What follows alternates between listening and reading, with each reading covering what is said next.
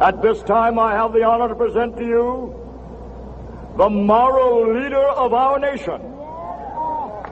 I have the pleasure to present to you Dr. Martin Luther King, Jr.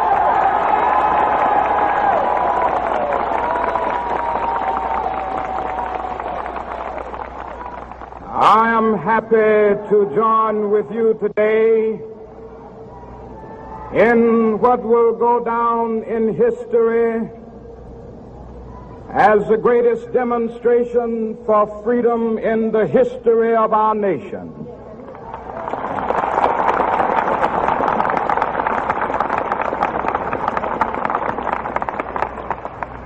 Five score years ago, a great American in whose symbolic shadow we stand today signed the Emancipation Proclamation. This momentous decree came as a great beacon light of hope to millions of Negro slaves who had been seared in the flames of withering injustice. It came as a joyous daybreak to end the long night of their captivity. But 100 years later, the Negro still is not free. 100 years later, the life of the Negro is still sadly crippled by the manacles of segregation and the chains of discrimination. 100 years later, the Negro lives on a lonely island of poverty in the midst of a vast ocean of material prosperity. 100 years later, the Negro is still languished in the corners of American society and finds himself in exile in his own land. And so we've come here today to dramatize a shameful condition. In a sense, we've come to our nation's capital to cash a check. When the architects of our republic wrote the magnificent words of the Constitution and the Declaration of Independence, they were signing a promissory note to which every American was to fall heir. This note was a promise that all men, yes, black men as well as white men, would be guaranteed the unalienable rights of life, liberty, and the pursuit of happiness.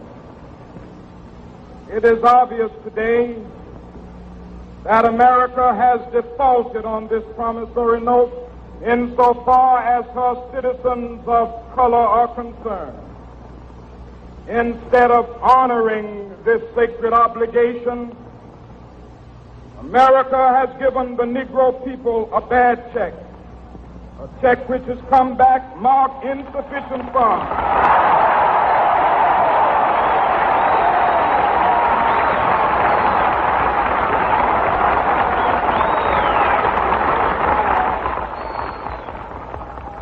But we refuse to believe that the Bank of Justice is bankrupt.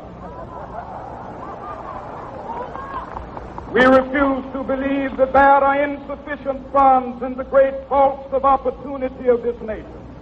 So we've come to cash this check, a check that will give us upon demand the riches of freedom and the security of justice.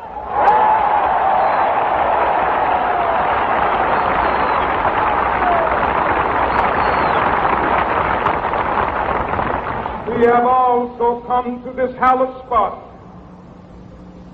to remind America of the fierce urgency of now. This is no time to engage in the luxury of cooling off or to take the tranquilizing drug of gradualism.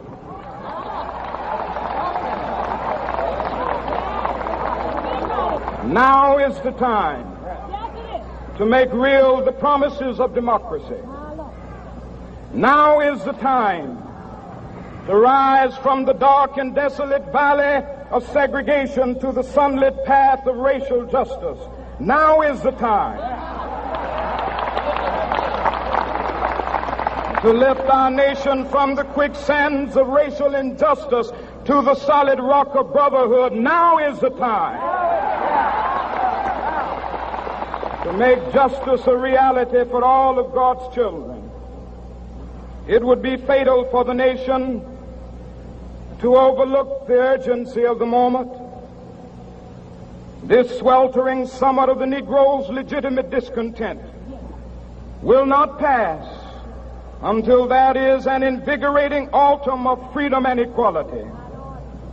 1963 is not an end, but a beginning. Those who hope that the Negro needed to blow off steam and will now be content will have a rude awakening if the nation returns to business as usual.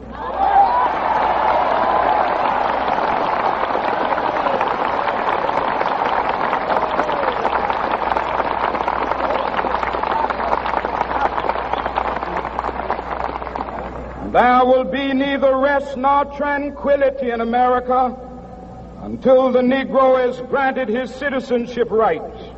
The whirlwinds of revolt will continue to shake the foundations of our nation until the bright day of justice emerges.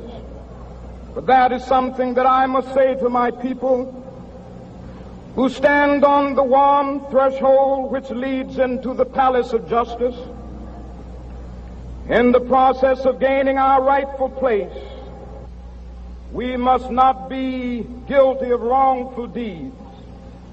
Let us not seek to satisfy our thirst for freedom by drinking from the cup of bitterness and hatred.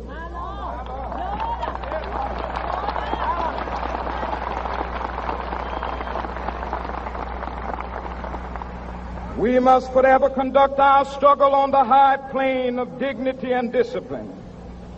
We must not allow our creative protests to degenerate into physical violence.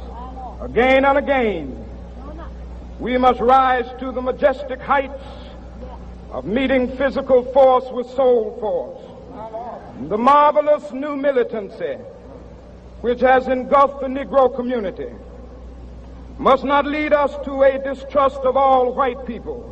For many of our white brothers, as evidenced by their presence here today, have come to realize that their destiny is tied up with our destiny.